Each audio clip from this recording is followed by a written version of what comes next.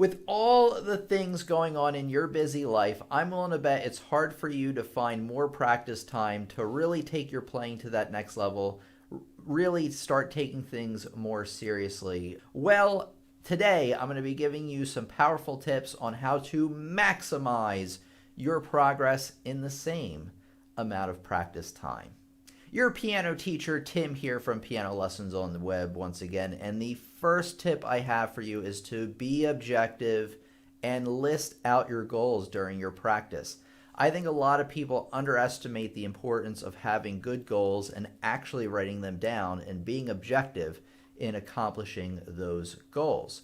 So think about if you had goals, right? I want to get better at the E flat major scale. I want to get it better at this part of the pathetique sonata here.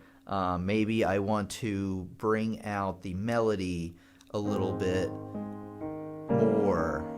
So I'm going to write those goals down, and those are things that I can actually accomplish bing, bing, bing, bing, bing during the lesson. If you don't have any goals, you're probably, if you're anything like me anyway, and most students, you're just going to meander all over the place.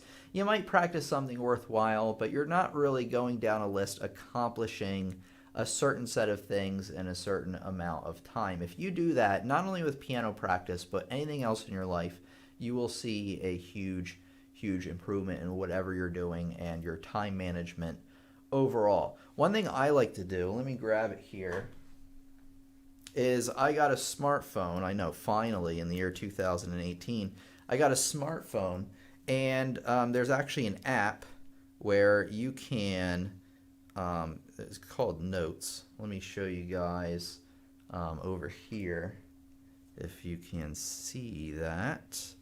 Okay, so here you go. Here's my smartphone, and there's actually a Notes app in here where you can just make checklists. And here I made one called Practice Checklist. You can see I have checklists for pretty much everything else in life. So why not a practice one, which I just started today. So I'd go in here, I would list out the things I would want to practice, and then of course with this app, it's pretty cool because you can check them off as you do them. So that's one thing I recommend, a little tip for you, because a lot of us have smartphones nowadays. If not, a good old pen and paper works great. I used that for years. Well, actually only started doing it maybe a year ago, but that's what I've been using up until now. But a lot of people have smartphones or a tablet or a computer, so that's what I recommend for that. All right, let's get on to the second tip I have for you. The next thing I want to tell you is you should be spending time on things you're not good at. Hey, maybe you should add that to your practice list or your list of objectives. If you're not good at sight reading, what should you spend your time on? Sight reading. If you're not good at rhythm, what should you spend your time on? Rhythm. If you want to be really good at basketball and you're not good at basketball, what should you do? Play more basketball. It applies, again, to anything else in life. You can apply this anywhere, where if you spend your time on the things that you're not as good at, you'll actually see a benefit over time, which occurs in that when you're spending time on things you're not as good at, you will get better at those things. Thus, there's less things that you're not as good at least when it comes to playing the piano, and thus it will make your ability to learn a lot better. Your methodology overall will be a lot more strong, and you'll do a lot better learning during your practice session. My next tip for you is to sight read, sight read, sight read. The number one skill you can get good at on the piano that will really pay off over and over and over again is sight reading. I'm not even kidding. If you don't know, sight reading is looking at a piece of music for the first time. So say I'm looking, over something like this. Generally, it would be a little bit below your current playing level. And now I have played this before, so it's not really sight reading, but the idea is to play through it the first time without even reading it and make as little mistakes as possible, at least being able to get through most of it.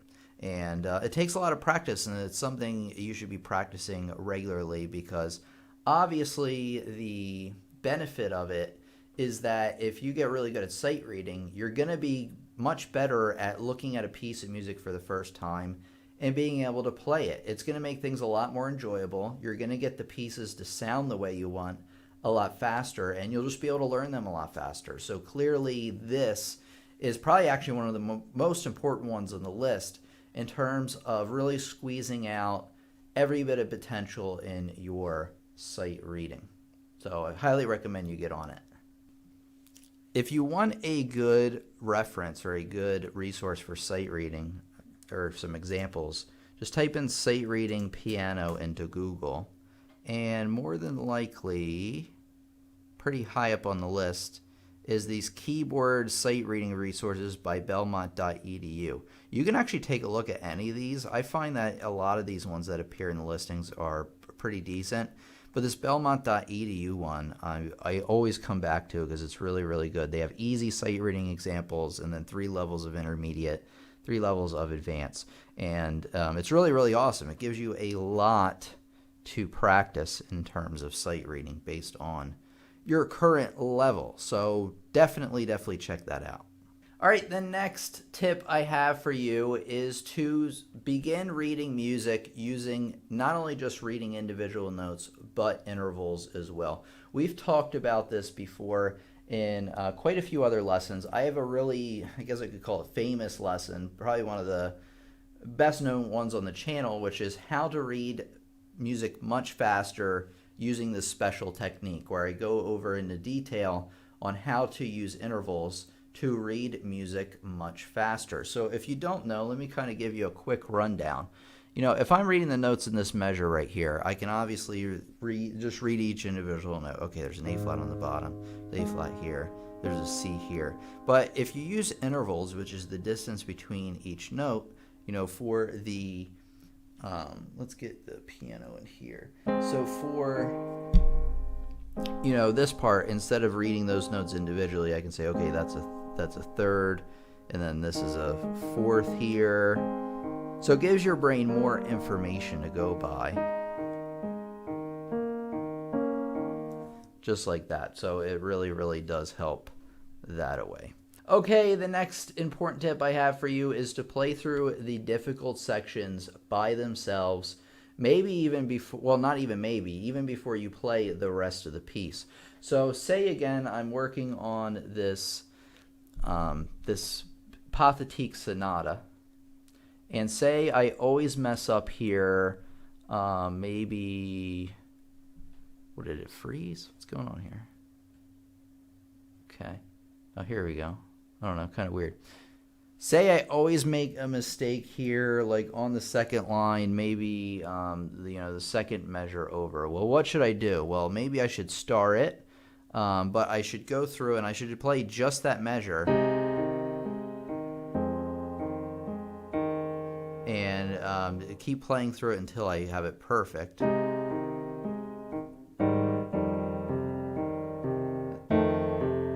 See, clearly I'm still making a mistake there.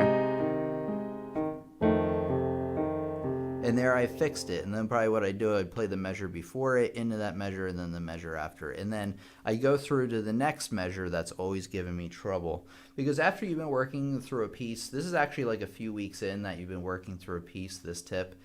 And you're going to know what areas are the problem areas, which areas always give you trouble no matter what. They're usually the ones where you press down the pedal a lot to kind of blend the sound together so you can't tell you're making mistakes. So just be conscious of those. Even mark them down with a pen or something. And then when you start your practice with those areas.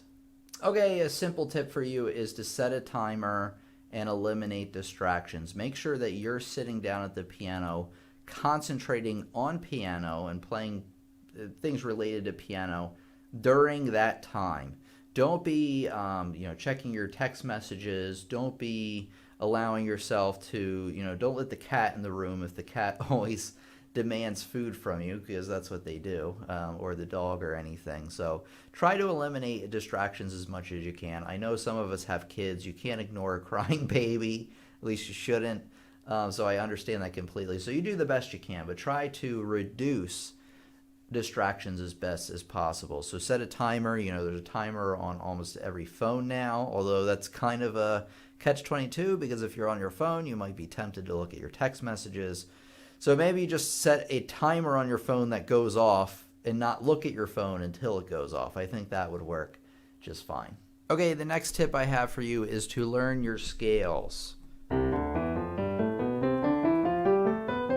because not only are they good for learning basic hand crosses, or finger crosses rather, basic hand coordination as well, but what a scale really tells you is the layout of the notes that exist within a key. So I know that the key of C has those notes in it.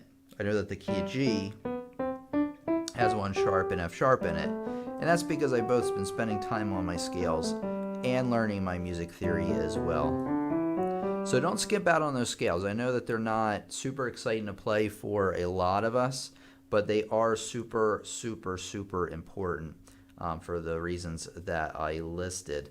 And then learn your chords as well. Know that that's like a C major chord, that's F major, that's a B flat major. So go through, learn your scales, chords, and your arpeggios, which is when you play a chord 1 note at a time. And why should you practice those? Well, those show up in your music a lot, and they also help you map out what each chord is going to look like and what 3 notes or 4 notes or even 5 notes make up that certain chord. Okay, and going along with learning your scales, you should learn music theory in general. Music theory will help you learn how music is actually broken down. So if I know my music theory, if I know my music theory, which I do, again, this kind of goes also along with the point of using intervals to read music, because if I know exactly what chords are going on, so I know that that's an A flat major chord, you know that that's a G flat or G diminished chord, and because I know what those chords are and what notes comprise those chords, I can pick them out a lot better. If there's a scale run in the middle of a piece, I can pick it out much, much, much, much better. I have a question for all of you. It's, which of these tips do you use to maximize your potential when practicing? Are there any tips that you can think of that I didn't list that could help potentially somebody get even better results when playing piano? Please, please, please leave it in the comments. First of all, I would love to hear from you as your teacher. Second of all, when we come together and share ideas as a community in a classroom, we all learn a lot better from each other's experiences. So if you're digging the piano lessons over here on the YouTube channel and you're ready to start taking things more seriously, start taking your playing to that next level, well, I highly, highly recommend you go to pianolessonsontheweb.com, where I have over 20 courses designed to help you learn about piano, music theory, ear training, improvisation, and pretty much anything I thought you would need to become a well-rounded musician. Just like the YouTube channel, this isn't gimmicks. This is real instructions delivering real results, and it's the same instruction that was passed along to me throughout my 25 years at least of playing and going to music school. So this is a real instruction. It's not, a super shortcut to become a piano genius in 25 minutes or 25 days even. It just doesn't happen. You need to put in the work, but you know what? Don't feel bad, because I'm here to help you make it happen. Go to pianolessonsontheweb.com right now or today and begin learning a lot more about piano and taking your skills to that next level. There's also a 30-day money-back guarantee where I'll refund your money 100% if you aren't satisfied within 30 days. So you really have nothing to lose. A lesson I highly recommend you check out right after this one is 10 things you must avoid when learning piano. It goes great along with this one because not only will you know the ways to get the most out of your practice time, you also know what's holding you back. So check out that lesson. I'm going to put it right there. Make sure to subscribe because we got more lessons coming out all the time. And you want to also become a bigger and better part of our classroom, because when we all come to learn together, we all learn a whole lot better.